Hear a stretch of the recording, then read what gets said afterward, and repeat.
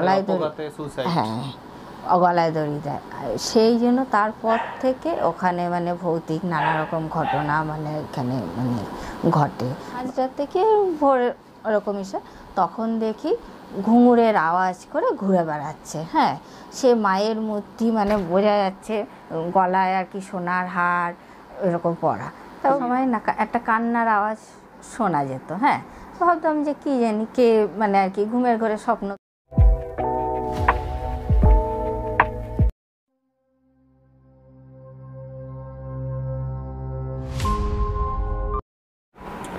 নমস্কার, ভূত অদ্ভুত ইউটিউব চ্যানেলের পক্ষ থেকে আপনাদের সবাইকে স্বাগত। কত মানুষের জীবনেই তো কত অলৌকিক ঘটনা ঘটে, কত রকম এক্সপিরিয়েন্সের সম্মুখীন হন তারা। তা মোটামুটি আমরা সবাই বিগত কিছু এপিসোড ধরে দেখতে পাচ্ছি। অনেক মানুষের সত্য ঘটনা আপনাদের সামনে তুলে ধরছি, তারা কি কি এক্সপিরিয়েন্স করেছেন বিভিন্ন অলৌকিক ঘটনা, যার আসলে কোনো বৈজ্ঞানিক ব্যাখ্যা আমরা কিন্তু খুঁজে পাই না। এরকমই আজ আরও এক নতুন পডকাস্ট এপিসোড নিয়ে আমরা হাজির হয়েছি। আজ আমাদের সাথে রয়েছেন সোমা দাস। নমস্কার। তো কাকিমা, প্রথমত ভূত অদ্ভুত পরিবারের পক্ষ থেকে তোমাকে অনেক অনেক স্বাগত আমাদের এই নতুন পডকাস্ট এপিসোডে।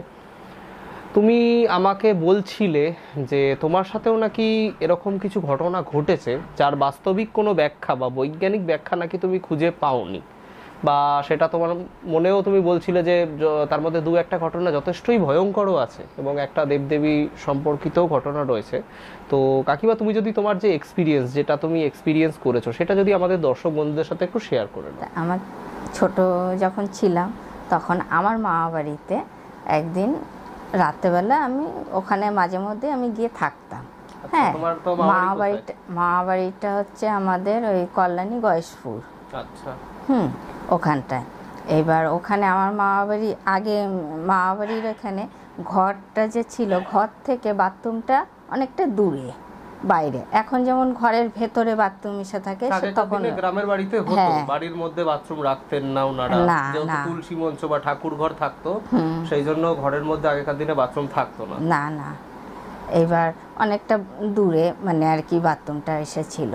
এইবার রাত্রেবেলা আমি, আমার দিদা আর মাসি, আমরা তিনজনই বাথরুম করার জন্য উঠেছি। এবার আমার মাসি কি করেছে, বাথরুম করে ঘরে ঢুকে চলে এসেছে। এবার আমি আর আমার দিদা ছিলাম। এবার আমরা ঘরে আসার সময় এবার রাস্তা আমার বাথরুমটা এমন জায়গায় ছিল, বাথরুমের পাশেই রাস্তাটা ছিল। হ্যাঁ, এইবার ঢুকে আসার সময় ওই রাস্তায় দেখি কি মাসি ঘোরাঘুরি করছে। হ্যাঁ, মাসি ঘোরাঘুরি করছে। তখন হঠাৎ করে আমরা ভাবি যে মাসিকে ডাকতে যাবো রাস্তায়, তারপরে দিদার আবার কি খেয়াল হলো ঘুমের ঘরে। এবার ওইখানে আমাদের ওইখানে একটা ভূতের একটা রয়েছে। এবার সেই জন্য দিদা কি করেছে, বারান্দায় চলে এসে, হ্যাঁ বারান্দাটা খোলামেলা বারান্দা ছিল, বারান্দায় এসে তখন না আমার মাসির নাম ছিল টুকুন। এবার সেইভাবে যেই ডেকেছে তখন দেখি কি, হ্যাঁ হাওয়ার সাথে মিশে পায়খানার সাথে মিশে গেছে, আর কিছু দেখতে পাচ্ছি না। তখন মাসি দেখি ঘর থেকে বেরিয়ে এসছে। আচ্ছা, মানে তোমার মানে আপনার মাসি ঘরেতেই ছিল? হ্যাঁ। আর তোমরা একটা মাসির অবয়ব যেটা দাঁড়িয়ে থাকতে তোমরা দেখেছো, তাই তো? হ্যাঁ, সেটা পায়খানার সাথে মিশে গেল। আচ্ছা, হঠাৎ করে হাওয়ায় মিলিয়ে গেল পুরোটা। এটা তোমার চোখের সামনে? চোখের সামনে পুরো দেখা। সেই মাঝরাত্রিবেলা ওইরকম জিনিস দেখে তাহলে তো তোমার ভীষণ ভয় পেয়ে যাওয়ার কথা। হ্যাঁ, ভয়ে আমরা মানে ওখান থেকে নড়তে পারছি না, আমি আর দিদা নড়তে পারছি না। দিদাকে জড়িয়ে রয়েছি, দিদা আমাকে ধরে আছে। আমরা চুপচাপ মানে ওখানে অনেকক্ষণ দাঁড়িয়েছি।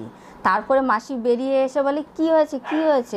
তখন দেখি যে তারপরে আমরা তখন মানে আচমকা এরকম এমনভাবে দাঁড়িয়ে আছি, মানে আমাদের আর কোনো হুঁশ নেই। তারপরে অনেকক্ষণ পরে তখন মানে আমাদের ইসে হলো যে না, ঘরে ঢুকতে হবে। তাড়াতাড়ি করে ভয়ের চোটে ঘরে ঠাকুরের নাম নিতে নিতে ঘরে ঢুকে গেছি। ঢুকে দরজা বন্ধ করে দিয়েছে তখন দিদা। এটা অনেকের সাথে এরকম ঘটেছে, সেটা আর কি শোনা এসে, আর এটা নিজের চোখে মানে আর কি দেখা জিনিসটা। তোমাদের ওখানে এমনি অনেকের সাথেই এরকম ভৌতিক ঘটনা ঘটেছে? অনেকেই দেখেছে এরকম। অনেকেই জানে ওইখানকার এসে। এখন অবশ্য অনেকে বয়স হয়ে গেছে, অনেকে বেঁচে নেই। এবার যারা আছে অনেকে এদিক সেদিক চলে গেছে, এই জন্য এসে মোটামুটি ওইখানে ঘটনাটা অনেকেই জানে ওইখানকার। তো কাকিমা, তুমি যেটা বললে যে ওইখানে নাকি অনেক ভৌতিক ঘটনা ঘটে, বা তুমি যেটা দেখেছো, এর পেছনে কি কোনো ঘটনা রয়েছে, যে কিছু কি ওখানে ঘটেছিল? ঘটেছিল বলতে, যে যার ভূতটা আর কি দেখা যায় সে একটা ছেলেকে ভালোবাসতো। আচ্ছা। হ্যাঁ, এটা আমার দিদার মুখে শোনা আর কি। হ্যাঁ, ভালোবাসতো, দুজনকে ভালোবাসতো। কোনো কারণে ওদের বিয়ে হয়নি বা বাড়ির পরিবার মানেনি, সেটা অতটা আমি বলতে পারবো না। তখন মেয়েটা হচ্ছে গলায় দড়ি দেয়। আচ্ছা, গলায় দড়ি, হ্যাঁ, গলায় দড়ি দেয়। সেই জন্য তারপর থেকে ওখানে মানে ভৌতিক নানা রকম ঘটনা মানে এখানে মানে ঘটে, বা সবাই অনেকেই এখানটায় আর কি দেখেছে সেখানটায়।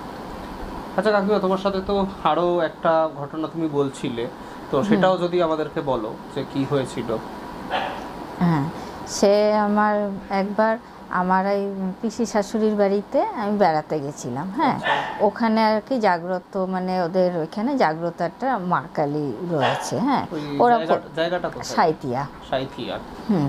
সাঁইথিয়া। তা ওই আমার পিসি শাশুড়ির বাড়িতে ওদের ওইখানে জাগ্রত ঠাকুর আছে, এবং প্রতি বছরই মানে ওরা পুজো করে। হ্যাঁ, আর কোনো কারণে যদি এইবার মনে হয় যে পুজো করতে পারবে না, তাও যেইভাবেই হোক ওদের ঠিক পয়সা করি যেইভাবেই হোক জোগাড় হয়ে যায়, আর পুজোটা ওরা করতে পারে। এবং ওদের বাড়িতে গেলে পরে মানে এখন যদি আমি যেতে পারতাম তাহলে দেখানো যেত, মানে প্রতিদিনই মানে ওদের বাড়িতে ওই ঠাকুর মানে ঘোরাফেরা করে। আচ্ছা। হ্যাঁ, ঘোরে। তা আমি একদিন গেছি, রাতেবেলা গেছি। এবার রাত্রেবেলা শুয়ে আছি, ঘুমিয়ে আছি, তখন দেখি মাঝরাতে কি ভোর ওরকম এসে তখন দেখি ঘুঙুরের আওয়াজ করে ঘুরে বেড়াচ্ছে। হ্যাঁ, সে মায়ের মূর্তি, মানে বোঝা যাচ্ছে গলায় আর কি সোনার হার এরকম পরা। তাও ঘুরছে। উঠে দেখেছি কি, আমি শুয়ে আছি, মানে বোঝা যাচ্ছে। ওইটা তো আর সত্যিকারের মানে জলজ্যান্ত আর কি দেখা যায় না, ওইটা ঘুমের ঘোরে মানে আর কি শব্দটা পরিষ্কার শুনতে পেয়েছো? হ্যাঁ, শব্দটা শোনা যাচ্ছে। এবং ওইখানে ওদের বাড়িতে কলতলার ওইখানে একটা জবা ফুল গাছ আছে, ওইটা এখনও রয়েছে আর কি জবা ফুল গাছটা। ওইখানে দেখি পা দোলানের আওয়াজ, তারপরে চারিদিকে ঘোরা মানে আর কি এসে তখন ওইটা দেখতে পাচ্ছি। হঠাৎ করে ঘুম ভেঙে গেছে, ঘুম ভেঙে যাওয়ার পরেও মানে পায়ের আওয়াজটা মানে আর কি শুনতে পেয়েছি আর কি। হ্যাঁ, এমনি নিজের চোখে তো আর ওরকমভাবে আর কি দেখা আসে না, কিন্তু ওইটা মানে বোঝা যাচ্ছে যে মানে আর কি ঠাকুরের মূর্তি মানে চোখে আবসা ভাসছে আর কি মুখে এসে, কিন্তু ওরকম পায়ের আওয়াজ এসে। তারপরে পরে তখন যখন মানে আর কি ঘুম থেকে উঠলাম সকালবেলা, উঠে দেখি যে যেই জায়গাটা আর কি দেখেছি যে জবা ফুলের গাছ পা দোলাচ্ছে, সেখানে দেখি সত্যিকারেরই জবা ফুল গাছ আছে, এবং প্রতিদিন মানে একটা জবা ফুল হলেও ফুটবে মায়ের ওইখানে দেওয়ার জন্য। প্রত্যেক দিন একটা হলেও জবা ফুল ফুটবে, মানে মায়ের চরণে দেওয়া যায়। হ্যাঁ, ওখানে মানে ওই ফুল গাছটাতে এমন একদিনও হয়নি যে ফুল ফুটবে না, প্রতিদিন একটা করে ফুল হলেও ফুটবে। এবং ওই গাছটা যদি কোনো কারণে হয়তো ঝড়ে পড়ে গেল, আবার ঠিক পরে মুহূর্তে আবার ঠিক গাছটা ঠিক হবে এবং ফুলও ফুটবে প্রতিদিন, এইরকম কোনোদিন মরে না। হ্যাঁ, ওই জায়গাটাতেই মানে এসে একই জায়গাতে একই গাছ সেটাই বেঁচে থাকে। যাই হোক, সেটা মোটামুটি সারা মানে যতদিন তুমি দেখে আসছো গাছটা রয়েছে এবং রোজ ফুল ফোটে। হ্যাঁ, আচ্ছা, রোজ ফুল ফোটে। ওইটা তো আমি আগের দিন দেখিনি, কিন্তু ওইটা আমি দেখলাম যে ওইখানে পা দোলাচ্ছে। পরের দিন দেখি যে হ্যাঁ সত্যি ওইখানটায় গাছটা রয়েছে।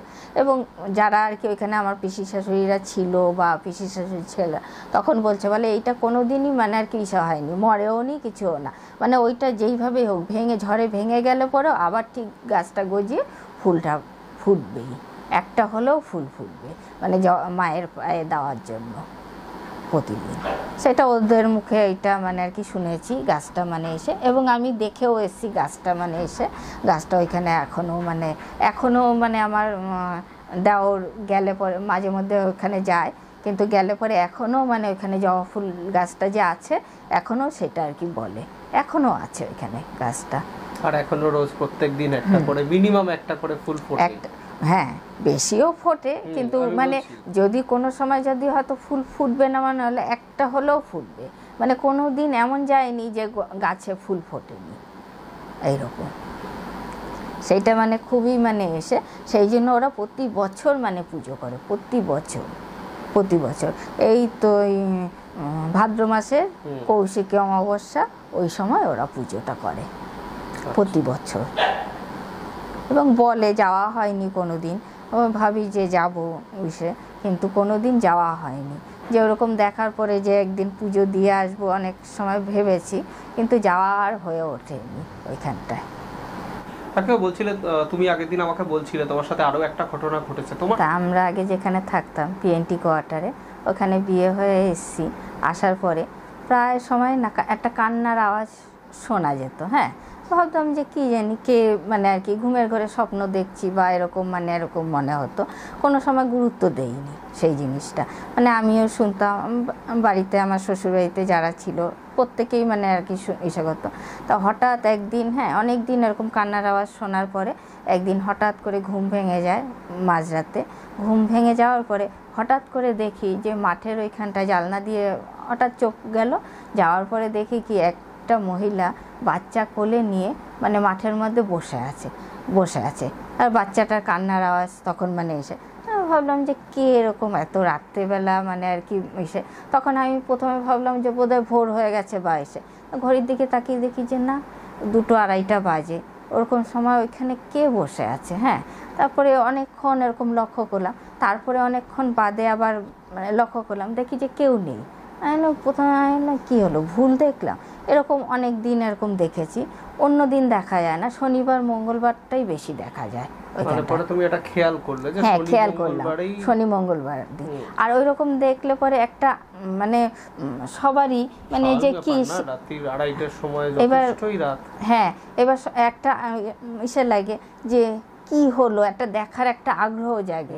এবার সেই জন্য মানে প্রায় সময় তখন আর কি একদিন দেখার পরে প্রায় সময় দেখার চেষ্টা করতাম, অন্য সময় কিন্তু সেরকম দেখতে পেতাম না। কিন্তু যেই শনিবার আর মঙ্গলবার হতো সেদিনই তখনই আর কি ওনাকে আর কি দেখতে পেতাম ওরকম। হ্যাঁ, তারপরে আমাদের ওইখানে ছাদের মধ্যে প্রায় সময় সিলিন্ডার টানার আওয়াজ, দরজা ধাক্কাবার একটা আওয়াজ, হ্যাঁ দরজা ধাক্কাবার আওয়াজ, কিন্তু দরজা খুলে দেখতাম কেউ নেই।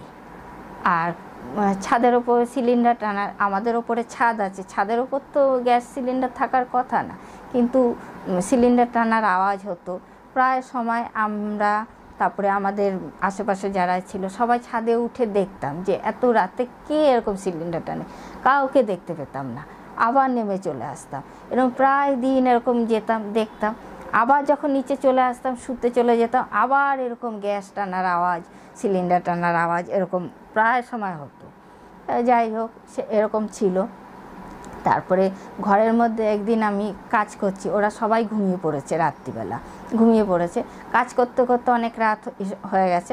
হওয়ার পরে মনে হলো যেন আমার গায়ের কাছে, কানের কাছে, হ্যাঁ একটা নিঃশ্বাস পড়ার আওয়াজ। কী হলো, হঠাৎ করে তাকিয়ে দেখি, আমি ভাবলাম ওরা বোধহয় এসে, তাকিয়ে দেখি কেউ নেই। ভয়ের চোটে মানে গা ছমছম করে উঠলো, ভয়ের চোটে কাজবাজ রেখে দিয়ে আমি তাড়াতাড়ি শুতে চলে গেলাম। এরকম প্রায় সময় মানে এরকম মানে জিনিসটা, হ্যাঁ হ্যাঁ হ্যাঁ ওখানটায়। তুমি যে বললে ওই বাচ্চা কোলে করে যিনি থাকতেন দেখেছো, যেটা সেটা সম্বন্ধে পরে কাউকে জিজ্ঞেস করনি বা বলনি? হ্যাঁ, জিজ্ঞাসা করেছি, তখন বললো ওইটা ওরকম দেখা যায়, ওইদিকে মানে এসে করতে না, ওইটা ওই রকম মানে আর কি ওইটা মানে বেশি গুরুত্ব দিতে না, বেশি গুরুত্ব দিতে না, ছেড়ে দিতে, যাই হোক সেটা, হ্যাঁ ছেড়ে দিতে, তার জন্য আর অতটা এসে করিনি। তারপরে এমনিতেও তো ভয়ের একটা জিনিস এসে থাকে, যার জন্য রোজ রোজ তো আর ওরকমভাবে দেখে মানে এসে ভয়ও লাগে, সেটা তো আর সবাই বারণ করাতে আমি আর ওই দিকে মানে আর ওইসা করিনি।